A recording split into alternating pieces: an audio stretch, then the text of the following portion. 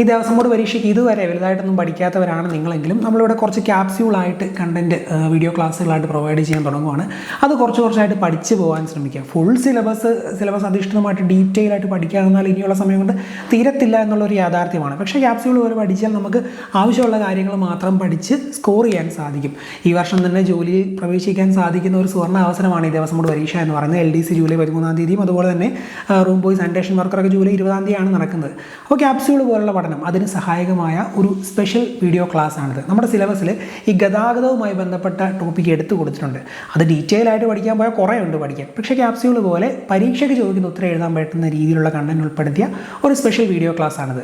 അപ്പോൾ ഇത് കുറച്ചങ്ങ് കേട്ടങ്ങ് നിങ്ങൾ പഠിച്ചാൽ മതി. വീഡിയോ മൊബൈലിൽ നോക്കിയില്ലേ പോലും ചുമ്മാ ഇരിക്കുമ്പോൾ അങ്ങ് കേട്ടങ്ങ് റിലാക്സ്ഡ് ആയിട്ടിരുന്ന് പഠിച്ചാൽ ആ പോയിന്റുകളൊക്കെ സുപരിചിതമായിട്ട് പോയാൽ പരീക്ഷയ്ക്ക് ഉത്തരം എഴുതാൻ പറ്റുന്ന ഒരു രീതിയിലേക്ക് നിങ്ങൾ എത്തിച്ചേരും. അതുകൊണ്ട് കേട്ടങ്ങ് പഠിച്ചു പോവുക. പിന്നെ എല്ലാ സബ്ജക്റ്റിനും പഠിക്കാൻ ആവശ്യമായിട്ടുള്ള കംപ്ലീറ്റ് സ്റ്റഡി മെറ്റീരിയൽസ് നമ്മളൊരു കോഴ്സിലൂടെ പ്രൊവൈഡ് ചെയ്യുന്നുണ്ട്. സ്റ്റഡി മെറ്റീരിയൽ ഒന്നും കയ്യില്ലാത്തവർക്ക് പക്കായിട്ട് പഠിക്കാൻ ആ ഒരു കോഴ്സ് മതി. അത് വേണമെന്നുള്ളവർ സ്ക്രീനിൽ കാണുന്ന ഈ ഒരു നമ്പറിൽ ദേവസ്വം ബോർഡ് LDC എന്ന് മെസ്സേജ് അയച്ചാൽ മതി. LDC മാത്രമല്ല സാനിറ്റേഷൻ വർക്കർ റൂം ബോയ് എല്ലാത്ത സ്ഥിതിക്കും ഈ ഒരു കോഴ്സ് ഉപകാരപ്രദമായിരിക്കും. അപ്പോൾ താല്പര്യമുള്ളവർ ഇന്ന് തന്നെ ജോയിൻ ചെയ്യുക. ഓക്കെ, അപ്പോൾ വീഡിയോയിലേക്ക് കിടക്കാം. വീഡിയോയിലെ കണ്ടന്റ് പക്കായിട്ട് പഠിച്ചു പോവുക. ക്ലാസ്സുകൾ ഇനിയും തുടരുന്നതാണ്. വീഡിയോയിലേക്ക് കിടക്കാം. ലോകത്തിലെ തന്നെ ഏറ്റവും വലിയ രണ്ടാമത്തെ റോഡ് ശൃംഖലയുള്ള രാജ്യമാണ് നമ്മുടെ ഇന്ത്യ. ഏറ്റവും വലുത് അമേരിക്കയാണ്, ഇന്ത്യ കഴിഞ്ഞാൽ ചൈനയാണ്. അപ്പോൾ ലോകത്തിലെ തന്നെ ഏറ്റവും വലിയ രണ്ടാമത്തെ റോഡ് ശൃംഖലയുള്ള രാജ്യമാണ് നമ്മുടെ ഇന്ത്യ. നിർവഹണ സംവിധാനങ്ങൾ അടിസ്ഥാനമാക്കി ഇന്ത്യയിലെ റോഡുകളെ നമുക്ക് നാലായി തരംതിരിക്കാം. ദേശീയപാതകൾ, സംസ്ഥാന ഹൈവേകൾ, ജില്ലാ റോഡുകൾ, ഗ്രാമീണ റോഡുകൾ, അങ്ങനെ നാലായിട്ട് തരംതിരിക്കാം. സംസ്ഥാന തലസ്ഥാനങ്ങൾ, പ്രധാന നഗരങ്ങൾ, തുറമുഖങ്ങൾ തുടങ്ങിയുള്ള കേന്ദ്രങ്ങളെ ബന്ധിപ്പിക്കുന്ന പ്രധാന റോഡുകളാണ് ഈ ദേശീയപാതകളെന്ന് പറയുന്നത്. സംസ്ഥാന തലസ്ഥാനങ്ങളെയും അതുപോലെ പ്രധാന നഗരങ്ങളെയും തുറമുഖങ്ങളെയൊക്കെയാണ് ദേശീയപാതകൾ ബന്ധിപ്പിക്കുന്നത്. ഇന്ത്യയിലെ ആദ്യത്തെ ദേശീയപാതയായി അറിയപ്പെടുന്നത് ഗ്രാൻഡ് ട്രങ്ക് റോഡാണ്. ആ ഒരു പേരൊന്ന് ഓർത്തിരുന്നോണം. പല മത്സര പരീക്ഷകളിൽ ഇങ്ങനെ ചോദിക്കുന്ന ഒരു ചോദ്യമാണ്. ഇന്ത്യയിലെ ആദ്യത്തെ ദേശീയപാതയായി അറിയപ്പെടുന്നത് ഗ്രാൻഡ് ട്രങ്ക് റോഡാണ്. 16-ാം നൂറ്റാണ്ടിൽ ഗ്രാൻഡ് ട്രങ്ക് റോഡ് നിർമ്മിച്ച ഭരണാധികാരി ഷേർ ഷാ സൂരിയാണ്. ഗ്രാൻഡ് ട്രങ്ക് റോഡ് തുടക്കകാലത്ത് അറിയപ്പെട്ടിരുന്ന പേര് സഡക് ഇ ആസാം എന്ന പേരായിരുന്നു. സഡക് ഇ ആസാം എന്ന് പറയുന്നതും ഈ ഗ്രാൻഡ് ട്രങ്ക് റോഡാണ്. ഷേർ ഷാ സൂരി നിർമ്മിച്ച ഗ്രാൻഡ് ട്രങ്ക് റോഡ്. ബ്രിട്ടീഷ് ഭരണകാലത്ത് ലോങ് വാക്ക് എന്നും ഈ ഗ്രാൻഡ് ട്രങ്ക് റോഡ് അറിയപ്പെട്ടിരുന്നു. ബ്രിട്ടീഷ് ഭരണകാലത്ത് ലോങ് വാക്ക് എന്നറിയപ്പെട്ടിരുന്നത് ഏത് റോഡാണ് എന്ന് ചോദിച്ചാൽ ഉത്തരം ഗ്രാൻഡ് ട്രങ്ക് റോഡാണ്. ദേശീയപാതകളുടെ നിർമ്മാണം, അറ്റകുറ്റപ്പണികൾ എന്നിവയുടെ മേൽനോട്ടം വഹിക്കുന്ന ഏജൻസി ഏതാണ്? National highway authority of India. നമ്മുടെ ഇവിടെ അടുത്തിടെ തന്നെ ദേശീയപാത NH-66 പൊളിഞ്ഞു വീണതിൻ്റെ പ്രശ്നങ്ങളുമൊക്കെ അത് അവരാണ് നോക്കേണ്ടത്, നാഷണൽ ഹൈവേ അതോറിറ്റിയാണ് നോക്കേണ്ടത് എന്നൊക്കെ പറഞ്ഞ് രാഷ്ട്രീയക്കാരൊക്കെ അങ്ങോട്ടും ഇങ്ങോട്ടും പോരടിക്കും നമ്മൾ വാർത്തകളിൽ കണ്ടതല്ലേ. അപ്പോൾ ഓർത്ത് കൊടുക്കുക, നാഷണൽ ഹൈവേ അതോറിറ്റി കേന്ദ്രം തന്നെയാണ് ഈ ദേശീയപാതകളുടെ നിർമ്മാണവും അറ്റകുറ്റപ്പണികളും ഒക്കെ ആയിട്ട് ബന്ധപ്പെട്ട കാര്യങ്ങൾ നിർവഹിക്കുന്നത്. National highway authority of India. National highway authority of India act parliament പാസ്സാക്കിയ വർഷം ഏത് എന്ന് ചോദിക്കാം. അത് 1988. ഈ റോഡുകളെല്ലാം നാഷണൽ ഹൈവേ അല്ലെങ്കിൽ നോർമലി റോഡുകളൊക്കെ ഈ വളഞ്ഞ് പുളഞ്ഞെല്ലാം കിടക്കുന്നതെന്ന് ഓർത്താൽ മതി. ഇപ്പം വളഞ്ഞ് പുളഞ്ഞ് കിടക്കുന്ന ഒരേ ഒരു നമ്പറേ ഉള്ളൂ, അത് 8ആണ്. ആ 2 അടുപ്പിച്ച് എഴുതിയാൽ national highway authority of India act പാസ്സാക്കിയ, റോഡുമായിട്ട് ബന്ധപ്പെട്ട national highway authority of India act പാസ്സാക്കിയ വർഷം നമുക്ക് കിട്ടും 1988. ദേശീയപാത ദൈർഘ്യം ഏറ്റവും കൂടുതലുള്ള സംസ്ഥാനം ഏത്? അവിടുത്തെ എന്നാ വലിയ റോഡാണ്, എന്നാ മഹത്തരമായ റോഡാണെന്നൊക്കെ ഓർത്താൽ വലുത്, മഹാനായ റോഡെന്നൊക്കെ ഓർത്താൽ മഹാരാഷ്ട്രയിലേക്ക് എത്താമല്ലോ. സോ മഹാരാഷ്ട്രയാണ് ഏറ്റവും ദേശീയപാത ദൈർഘ്യം ഏറ്റവും കൂടുതലുള്ള സംസ്ഥാനം. 17,757 കിലോമീറ്ററാണ് മഹാരാഷ്ട്രയിലെ ദേശീയപാത. ഏറ്റവും കുറവുള്ളത് സിക്കിമാണ്. സിക്ക് എന്ന് പറഞ്ഞാൽ ക്ഷീണിതം, വയ്യ, ആ ഒരു അർത്ഥമല്ല. അപ്പോൾ ദേശീയപാത ഏറ്റവും കുറവ് സിക്കിമിലാണ്, 463 കിലോമീറ്റർ. ഏറ്റവും കുറവ് ദേശീയപാത ദൈർഘ്യമുള്ള കേന്ദ്രഭരണ പ്രദേശം ഏത് എന്ന് ചോദിച്ചാൽ ചണ്ഡീഗഡാണ്. 15 കിലോമീറ്ററാണ് ചണ്ഡീഗഡിലെ ദേശീയപാത ദൈർഘ്യം. മറ്റൊരു ദേശീയപാതയുമായും ബന്ധമില്ലാത്തത് NH-4 ആണ്. ആൻഡമാൻ നിക്കോബാറിലെ NH-4ന് മറ്റൊരു ദേശീയപാതയുമായിട്ടും ബന്ധമില്ല. ഇന്ത്യയിലെ ഏറ്റവും വലിയ റോഡ് വികസന പദ്ധതിയായി അറിയപ്പെടുന്നത് ഏത് എന്ന് ചോദിക്കും. അത് ദേശീയപാത വികസന പദ്ധതിയാണ്. 2009 ഓഗസ്റ്റിൽ നിയമിച്ച BK ചതുർവേദി കമ്മിറ്റി ദേശീയപാത വികസന പദ്ധതിയെക്കുറിച്ചാണ് പഠനം നടത്തിയത്. BK ചതുർവേദി കമ്മിറ്റി ദേശീയപാത വികസനത്തെ പറ്റിയാണ് പഠനം നടത്തിയത്. എക്സ്പ്രസ് ഹൈവേ പദ്ധതിയായ സുവർണ ചതുഷ്കോണം ഏതൊക്കെ നഗരങ്ങളെയാണ് ബന്ധിപ്പിക്കുന്നത് എന്ന് ചോദിച്ചാൽ ന്യൂഡൽഹി, മുംബൈ, കൊൽക്കത്ത, ചെന്നൈ. ഇതൊക്കെ പരീക്ഷയ്ക്ക് ചോദിക്കാം.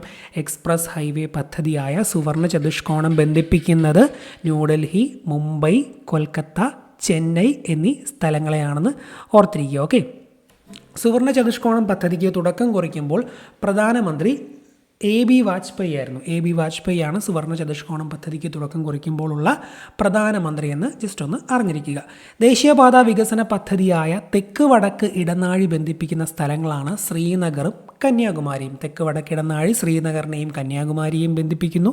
ഏതൊക്കെ സ്ഥലങ്ങളെയാണ് കിഴക്ക് പടിഞ്ഞാറ് ഇടനാഴി ബന്ധിപ്പിക്കുന്നതെന്ന് ചോദിച്ചാൽ പോർബന്ദറിനെയും സിൽച്ചാറിനെയും ബന്ധിപ്പിക്കുന്നത് കിഴക്ക് പടിഞ്ഞാറ് ഇടനാഴി. കിഴക്ക് പടിഞ്ഞാറ് ഇടനാഴി പോർബന്ദറിനെയും സിൽച്ചാറിനെയും ബന്ധിപ്പിക്കുന്നു. കിഴക്ക് പടിഞ്ഞാറ്, സൂര്യൻ കിഴക്ക് ഉദിക്കുമ്പോൾ തൊട്ടാണ് പണ്ട് കാലത്ത് പുരാതന കാലങ്ങളിൽ ഈ പുരാണങ്ങളിലൊക്കെ യുദ്ധം തുടങ്ങുന്നത് അല്ലേ. കിഴക്ക് ഉദിച്ച് പടിഞ്ഞാറ് അസ്തമിക്കുമ്പം യുദ്ധം അവസാനിക്കും. അതാണ് ഈ മഹാഭാരതത്തിലൊക്കെ കണ്ട് സൂര്യൻ അസ്തമിച്ച പിന്നെ യുദ്ധമില്ലല്ലോ.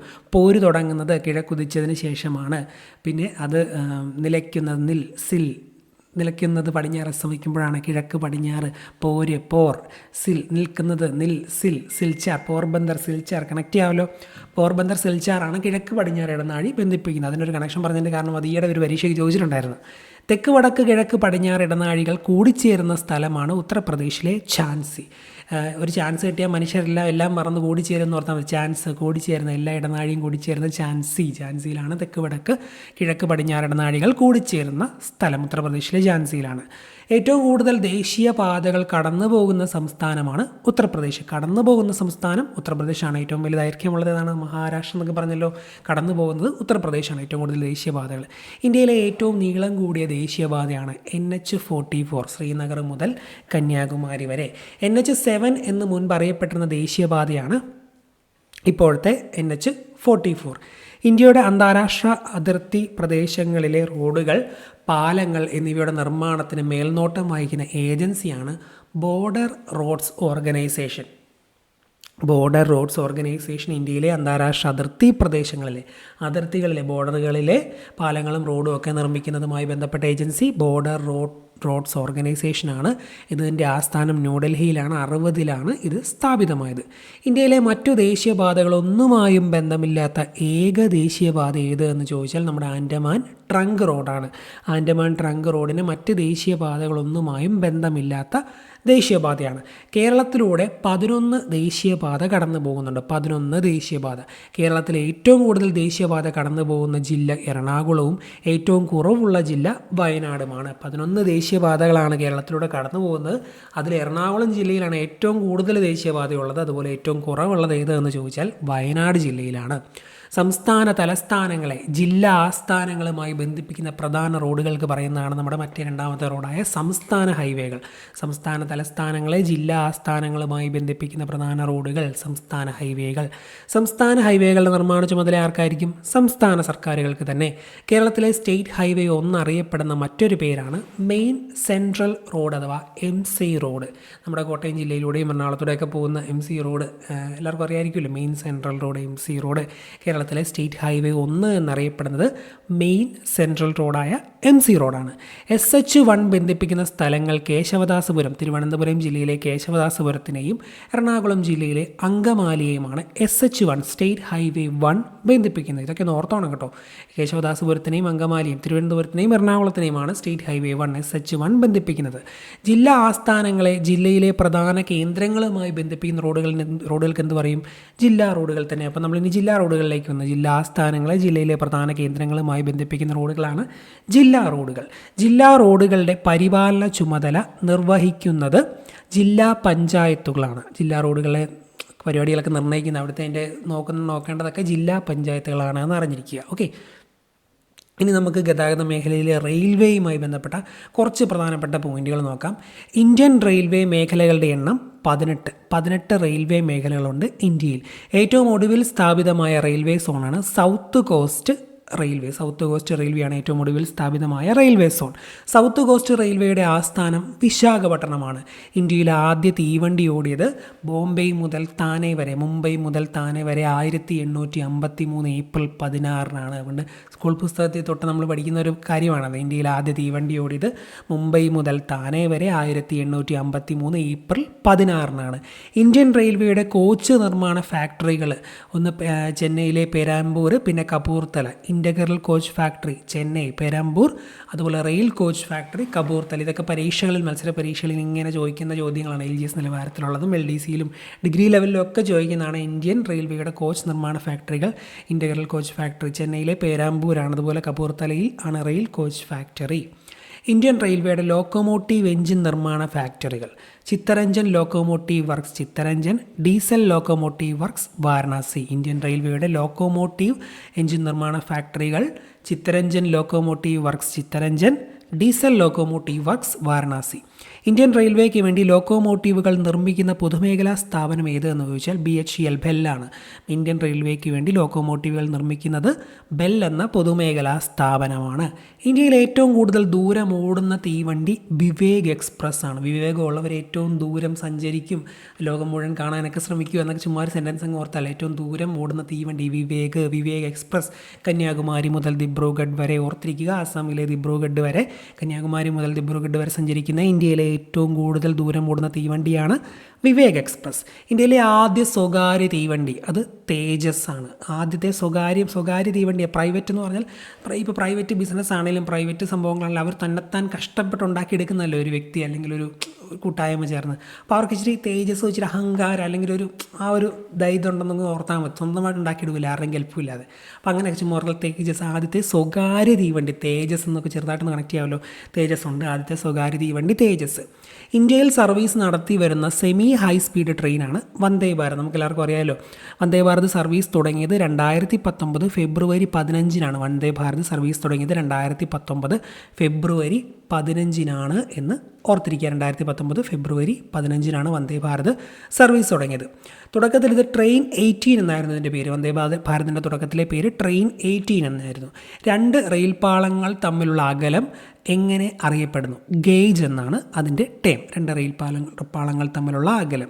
റെയിൽ ഗതാഗതത്തിലെ 3 തരം ഗേജുകളാണ്: broad gauge, metre gauge, narrow gauge. Broad gauge, metre gauge, narrow gauge.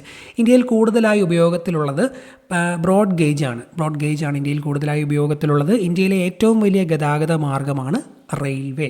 ഇന്ത്യയിൽ ഏറ്റവും അധികം പേർ ജോലി ചെയ്യുന്ന പൊതുമേഖലാ സ്ഥാപനം ഏത് എന്ന് ചോദിച്ചാലും ഉത്തരം ഇന്ത്യൻ റെയിൽവേ തന്നെയാണ്. ഇന്ത്യയിൽ റെയിൽവേ ഗതാഗതം ആരംഭിച്ച വർഷം 1853 ഏപ്രിൽ 16. 1853 ഏപ്രിൽ 16-നാണ് ഇന്ത്യയിൽ റെയിൽവേ ഗതാഗതം ആരംഭിച്ചത്. ഇന്ത്യയിലെ ആദ്യ തീവണ്ടി ഓടിയത് ഏതൊക്കെ സ്ഥലങ്ങളാണ്?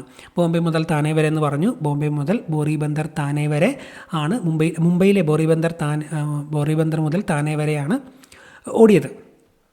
ഇന്ത്യയിൽ റെയിൽ ഗതാഗതത്തിന് തുടക്കമിട്ട ഗവർണർ ജനറൽ ആര്? ഉത്തരം ഡൽഹൌസി. ഹൗസിൽ നിന്ന് പുറത്തോട്ട് പോകണമെങ്കിൽ ഒരു റെയിൽവേ വേണമെന്നോർത്ത് ഡൽഹൌസി തന്നെ ഒരു റെയിൽ ഗതാഗതത്തിന് തുടക്കമിട്ടെന്ന് ഓർത്താൽ മതി.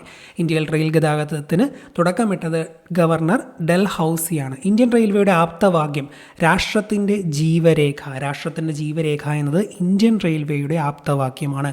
ഇന്ത്യൻ റെയിൽവേയുടെ ആസ്ഥാനം ന്യൂഡൽഹിയാണ്. ഇന്ത്യൻ റെയിൽവേ സർക്കാർ ദേശസാൽക്കരിച്ചത്, നാഷണലൈസ് ചെയ്തത് 1951 റിപ്പബ്ലിക്കായി അടുത്ത വർഷം തന്നെ റെയിൽവേ അങ്ങ് ദേശസാൽക്കരിച്ചു. ഇന്ത്യൻ റെയിൽവേയുടെ ദേശസാൽക്കരിച്ച വർഷം 1951. ഏത് റെയിൽവേ സോണിലാണ് കേരളം ഉൾപ്പെടുന്നത്? ദക്ഷിണ റെയിൽവേ സോണിൽ, സദൺ റെയിൽവേ സോണിലാണ് കേരളം ഉൾപ്പെടുന്നത് എന്ന് അറിഞ്ഞിരിക്കുക. ദക്ഷിണ റെയിൽവേ സോൺ. ദക്ഷിണ റെയിൽവേയുടെ ആസ്ഥാനം ചെന്നൈയാണ്. ഏറ്റവും ഒടുവിലായി നിലവിൽ വന്ന റെയിൽവേ മേഖലയാണ് south coast railway zone, Visakhapatnam. Indian rail museum ന്യൂഡൽഹിയിലാണ്. ഇന്ത്യൻ റെയിൽവേയുടെ ഭാഗ്യമുദ്ര എന്ന് പറയുന്നത് ഭോലു എന്ന ആനക്കുട്ടിയാണ്. ഇന്ത്യൻ റെയിൽവേയുടെ ഭാഗ്യമുദ്ര ഭോലു എന്ന ആനക്കുട്ടി. പ്രവർത്തനം തുടരുന്ന ഏറ്റവും പഴയ ആവിയന്ത്രമാണ് ഫേറിക്യൂൻ ആവിയന്ത്രമാണ് പ്രവർത്തനം തുടരുന്ന ഏറ്റവും പഴയ ആവിയന്ത്രം.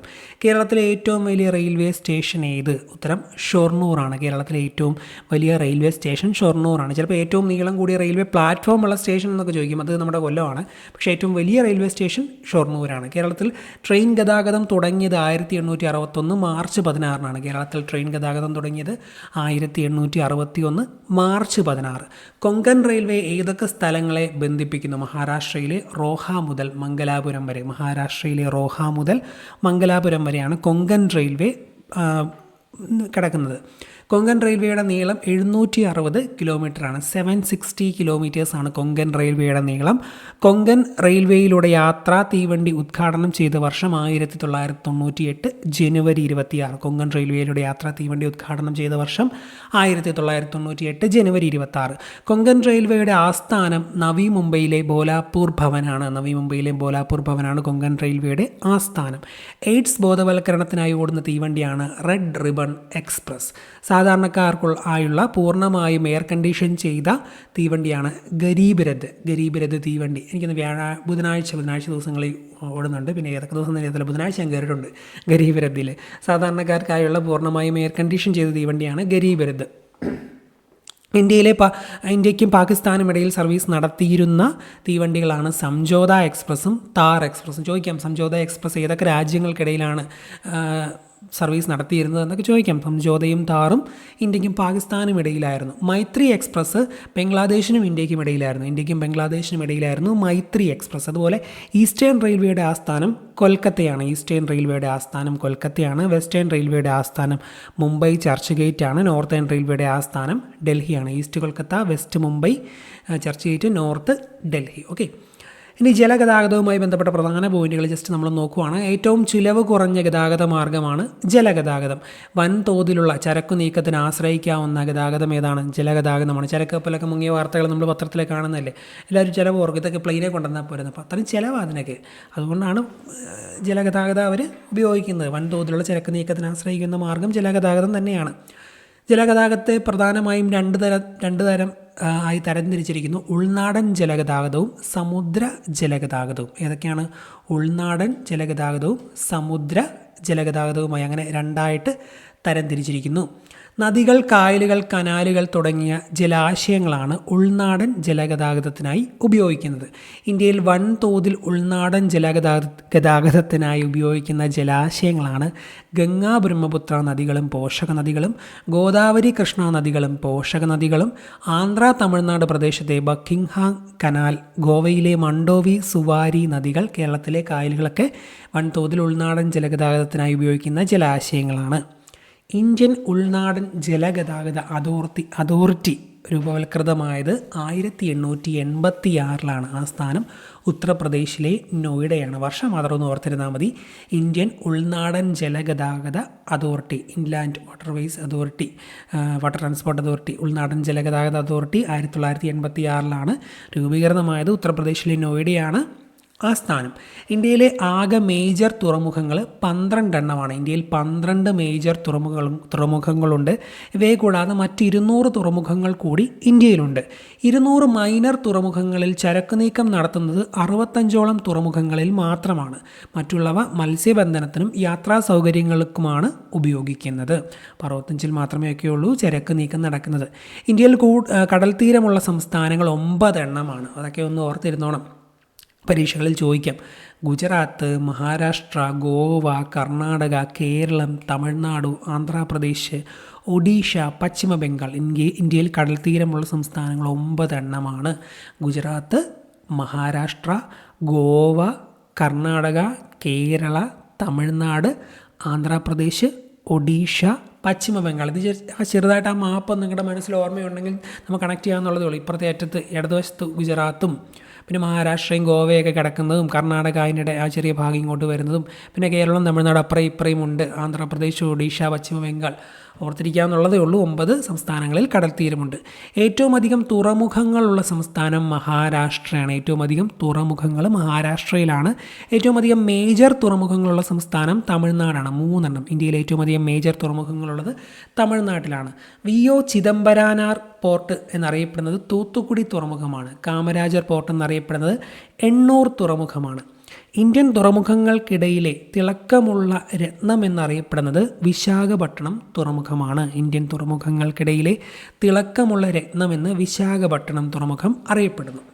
കൊച്ചി തുറമുഖം കേരളത്തിലെ ഏക മേജർ തുറമുഖമായിരുന്നു കൊച്ചി തുറമുഖം. ഇനിയിപ്പോൾ വിഴിഞ്ഞമൊക്കെ വരും. കേരളത്തിലെ ഒരു മേജർ തുറമുഖമാണ് കൊച്ചി തുറമുഖം. ഇന്ത്യയിലെ ആദ്യ തുറമുഖവും കൊച്ചി തുറമുഖമാണ്.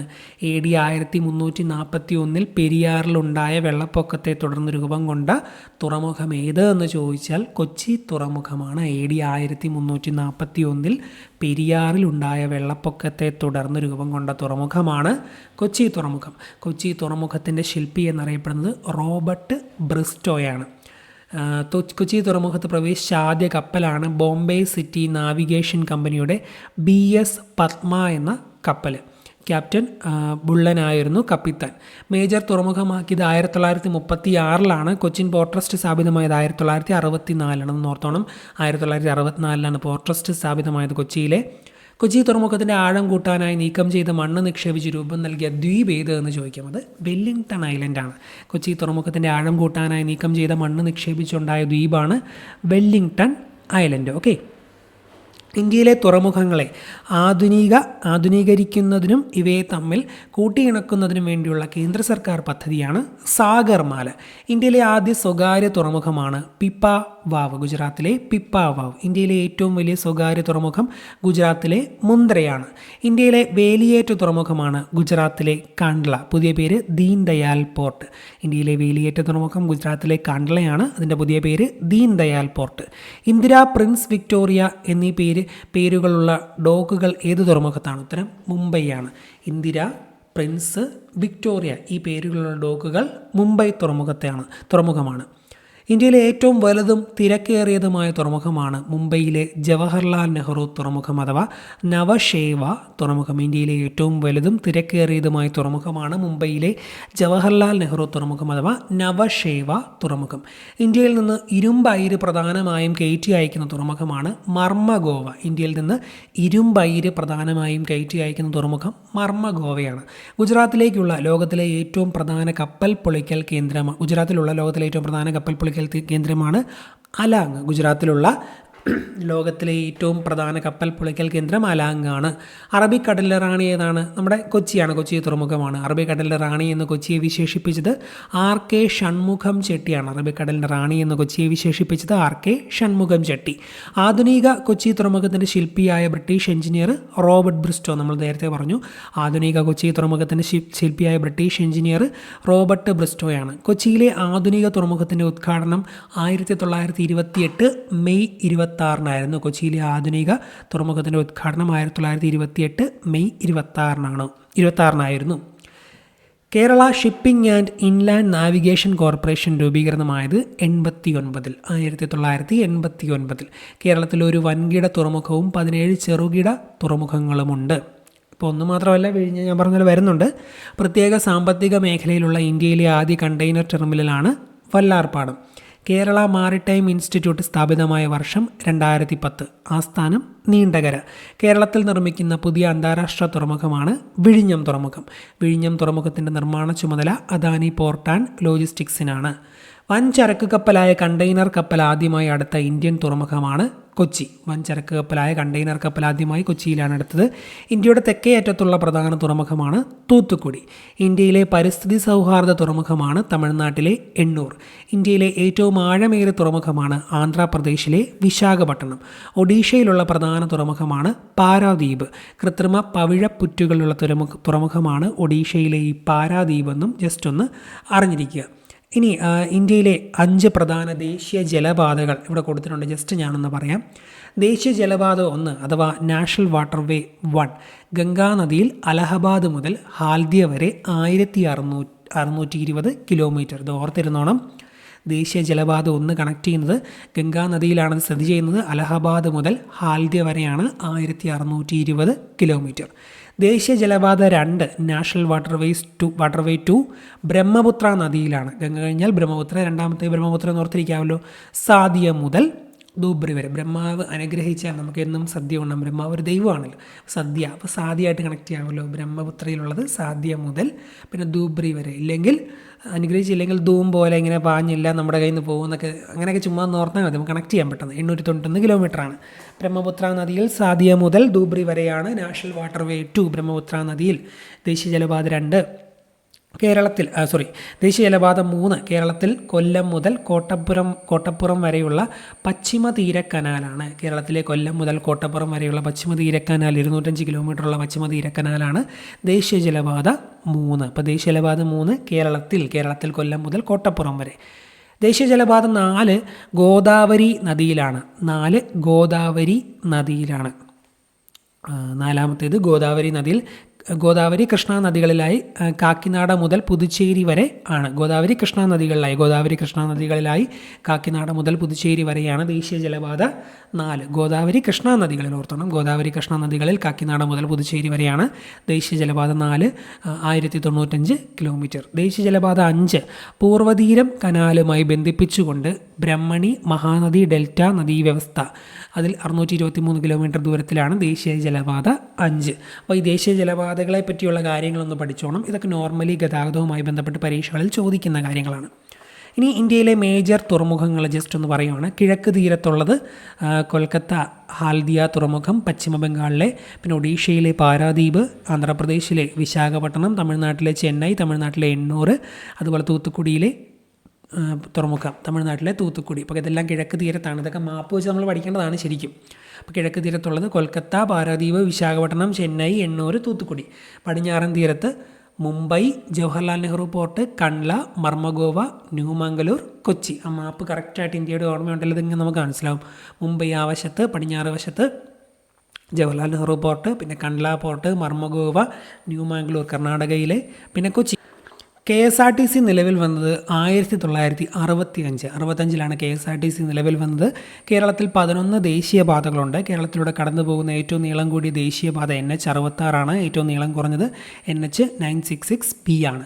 കേരളത്തിലെ ആദ്യത്തെ rubberised road KK road, Kottayam Kumily റോഡാണ്. കേരളത്തിലെ ഏറ്റവും നീളം കൂടിയ റെഗുലേറ്റർ ബ്രിഡ്ജുകളിലൊന്നായ ചമ്രവട്ടം പാലം ഏത് നദിയിലാണെന്ന് ചോദിച്ചാൽ അത് ഭാരതപ്പുഴയിലാണ് ചമ്രവട്ടം പാലം. തിരൂരിനെയും പൊന്നാനിയെയും ബന്ധിപ്പിക്കുന്നു. കോഴിക്കോട് വിമാനത്താവളം സ്ഥിതി ചെയ്യുന്നത് മലപ്പുറം ജില്ലയിലാണ്. കോഴിക്കോട് വിമാനത്താവളം, അതായത് കരിപ്പൂർ വിമാനത്താവളം മലപ്പുറം ജില്ലയിലാണ്. പെട്ടെന്ന് ഓപ്ഷൻ എയിൽ കോഴിക്കോട് കാണും, നമ്മളെ തെറ്റിക്കാൻ വേണ്ടി മലപ്പുറത്താണെന്ന് ഓർത്തണം. കപ്പൽ നിർമ്മാണത്തിൽ ISO 9001 അക്രഡിറ്റേഷൻ ലഭിച്ച ഇന്ത്യയിലെ ആദ്യ സ്ഥാപനം കൊച്ചിൻ ഷിപ്പ്യാർഡ് കമ്മീഷൻ ചെയ്ത വർഷം 1972. കേരളത്തിൽ നിന്ന് ആരംഭിക്കുന്ന ഏറ്റവും ദൈർഘ്യമേറിയ റൂട്ടിലോടുന്ന തീവണ്ടി തിരുവനന്തപുരം ഗുവാഹത്തി എക്സ്പ്രസ് ആണ്. കേരളത്തിൽ നിന്ന് ആരംഭിക്കുന്ന ഏറ്റവും ദൈർഘ്യമേറിയ റൂട്ടിലോടുന്ന തീവണ്ടി തിരുവനന്തപുരം ഗുവാഹത്തി എക്സ്പ്രസ്. കേരളത്തിലെ റെയിൽവേ ഡിവിഷനുകൾ പാലക്കാടും തിരുവനന്തപുരവുമാണ്. കേരളത്തിലെ ആദ്യത്തെ റെയിൽപാത ബേപ്പൂർ മുതൽ തിരൂർ വരെയാണ് 1861. അതുപോലെ Tirur Beypore railway line 30.5 kilometre, അത് നിർമ്മിച്ച കമ്പനി മദ്രാസ് റെയിൽ കമ്പനിയാണ്. കേരളത്തിലെ റെയിൽവേ സിറ്റി എന്നറിയപ്പെടുന്നത് ഷൊർണൂരാണ്. 4 ദിശകളിൽ ഗതാഗതമുള്ള കേരളത്തിലെ ഏക റെയിൽവേ ജംഗ്ഷൻ ഷൊർണൂരാണ്. കേരളത്തിലെ റെയിൽവേ ജംഗ്ഷനുകളിൽ ഏറ്റവും വലുതും ഷൊർണൂരാണ്. കേരളത്തിലെ ആദ്യ മെട്രോ ട്രെയിൻ സർവീസ് കൊച്ചി മെട്രോയാണ്. റെയിൽവേ ലൈൻ ഇല്ലാത്ത കേരളത്തിലെ ജില്ലകളാണ് ഇടുക്കിയും വയനാടും. പത്തനംതിട്ട ജില്ലയിലെ ഏക റെയിൽവേ സ്റ്റേഷനാണ് തിരുവല്ല. കേരളത്തിലുണ്ടായ ഏറ്റവും വലിയ തീവണ്ടി അപകടമാണ് 1988 പെരുമൺ തീവണ്ടി അപകടം.